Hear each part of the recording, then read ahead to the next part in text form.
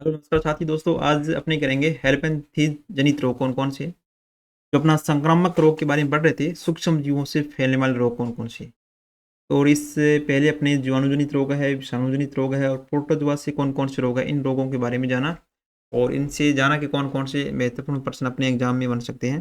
और आज हम पढ़ेंगे हेल्पेंथीज जनित रोग कौन कौन से हैं। जो अपना चैप्टर चल रहा है ये आरबीसी क्लास 12 जीव विज्ञान से चल रहा है। अगर आपके पास बुक है तो वहाँ से पढ़ सकते हो, अन्यथा आप मेरे से पढ़िए।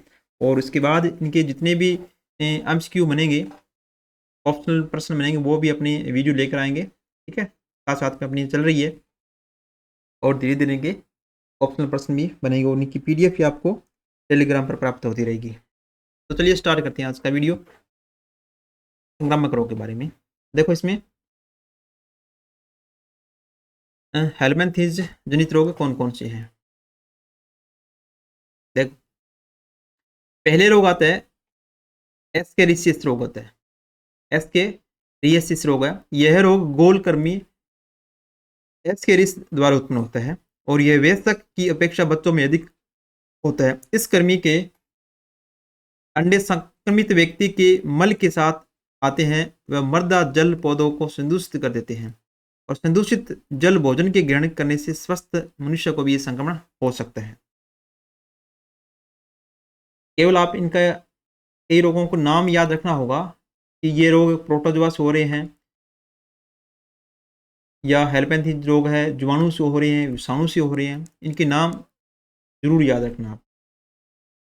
अब देखिए, कभी कभी ये आंत्र की उपकला को भी छेद कर रुधिर प्रवाह में पहुंच जाते हैं, जिसे रक्त द्वारा महत्वपूर्ण अंगों जैसे वृक्क है, मेरुरज्जु है, मस्तिष्क या मांसपेशियों में पहुंचकर गंभीर हानि पहुंचाते हैं।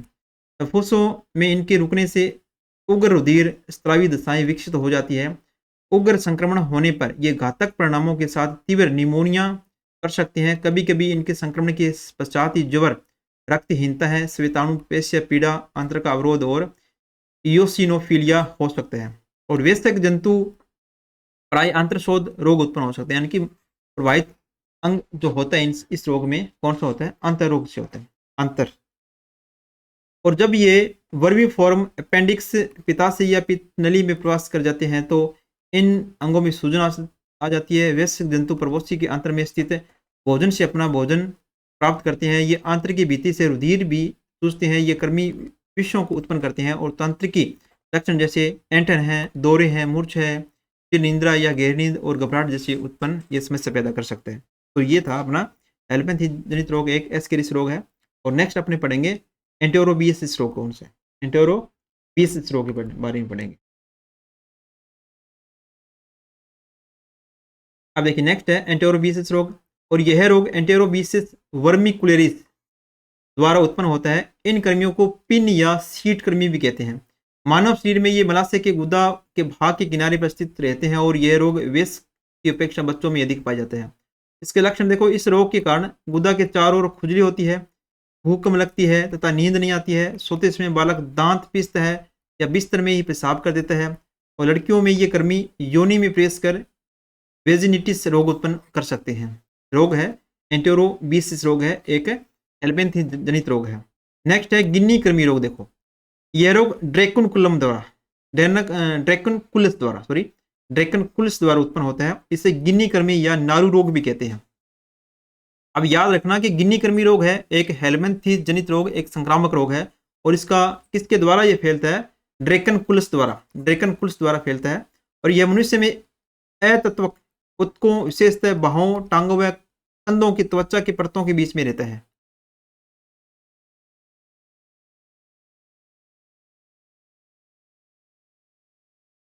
और ठीक है, ये इस प्रकार के ये दे रखे हैं इनके, इस प्रकार के इसके हेल्मेंथीज। ठीक है, जैसे एस्केरिस है, एंटेरोबिसिस है, ड्रैकुनकुलस है, टीनिया है, फिलेरिया है। ये सारी सारी रोग क्या है, हेल्मेंथीज जनित रोग है। ठीक, इस प्रकार के इसके जो हेल्मेंथीज। ठीक है, इसके लक्षण देखो, संक्रमण रोगी से अंडपूर्ण मादा भ्रूण को मुक्त करने के लिए जब मनुष्य की त्वचा से बाहर निकलती है का प्रयास करती हैं तो उसी स्थान पर सर्वप्रथम खुजली या जलन उत्पन्न होती है। खुजली या स्थान पर खुजली उत्पन्न होती है। और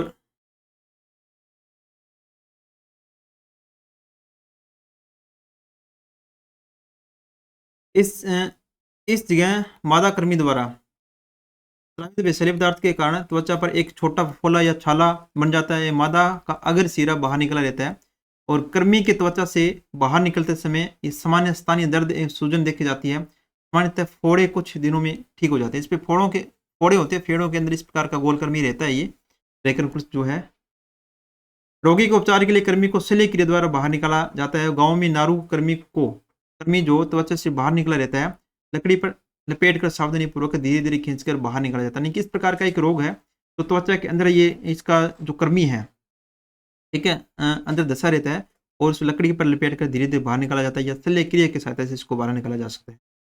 इस कृमि में टूटकर अंदर रहने की जाने की संभावना अधिक रहती है, तो इसको धीरे धीरे निकाला जाता है सावधानी पूर्वक। नेक्स्ट है देखो टिनियसिस। देखो टिनियसिस है, टिनियसिस है। यह रोग फीता कर्मियों की विभिन्न जातियों से उत्पन्न होता है। रोग के कारण रोगी के उदर में यानी कि पेट में पीड़ा होने लगती है, बार बार वमन उल्टी होती है, रक्तहीनता की स्थिति उत्पन्न हो जाती है, रोगी को भूख अधिक लगती है, अधिक खाने से उसे बदहजमी यानी कि खाना पचता नहीं है, और परजीवी से उत्पन्न विष पदार्थों से रक्त में इयोसिनोफिल कोशिकाओं में वृद्धि एवं तंत्र में विकार उत्पन्न हो जाता है। ठीक है, ये रोग है और ये रोग वाहक है। देखो यहाँ रोग वाहक है, एस्केरिस है, एंटेरोबिसिस है, रेकनकुल्स है, टीनिया है या फिर फिलेरिया है, इसके वाहक है हेलमिंथिस जनित रोग के। ठीक है, उदाहरण ये दे रखे हैं। तो इस प्रकार अपने ये हेलमिंथिस जनित रोग है, 4 या 5 रोग है, इनको याद रखना। ठीक है, टेनिसिस है, केवल अगर नाम याद है तो कर सकते हो। जैसे गिन्नी कर्मी रोग है, इनके लिए आप का वाहक कौन सा है, किसकी वजह से रोग कारक किसके द्वारा उत्पन्न होता है, ड्रेकनकुल्स द्वारा उत्पन्न होता है गिन्नी कर्मी, या इसके नारू रोग भी कहते हैं। या एंटेरोबिसिस रोग है, एंटेरोबिसिस वर्मिकुलरिस द्वारा फैलता है।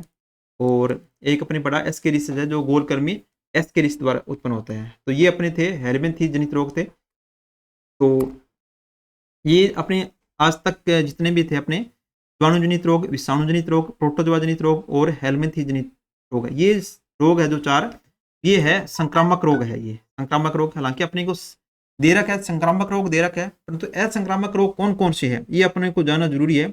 अगर मान लीजिए आपके प्रश्न इस प्रकार का आ जाए कि निम्न में से असंक्रामक रोग नहीं है, तो वहां से थोड़ी सी अपने को दिक्कत हो सकती है। तो इसके नेक्स्ट वीडियो में अपने असंक्रामक रोग कौन कौन से, केवल इतने ही जानेंगे, इसके रोग वाहक वगैरह जाने की आवश्यकता नहीं है।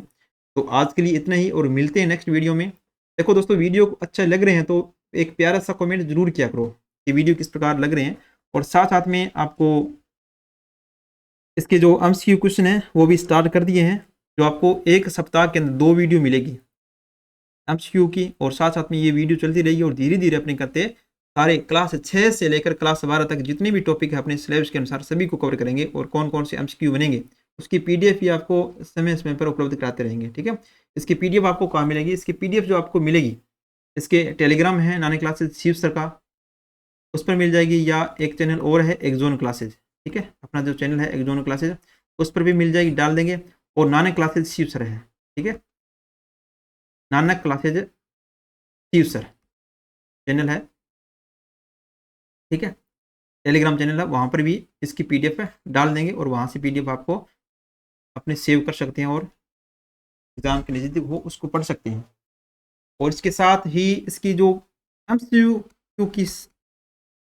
एमसीक्यू है इसकी फाइल अपने डालेंगे ऐप पर मिलेगी, ऐप पर नानक क्लासेस के ऐप पर डालेंगे ताकि वहाँ पर प्रॉपर तरीके से सेव रहे। आप वहाँ पर ई नोट्स के माध्यम से पढ़ सकते हो, ई नोट्स के माध्यम से फ्री। ठीक है, तो टेस्ट सीरीज चल रही है साइंस मैथ के लिए लेवल 2 की मुख्य परीक्षा के लिए, उसमें डाल देंगे, फ्री रहेगी आपके लिए।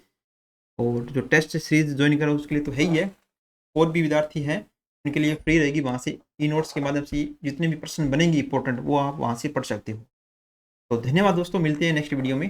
धन्यवाद। और नेक्स्ट वीडियो में अपने पढ़ेंगे असंक्रामक रोग कौन कौन से हैं। धन्यवाद।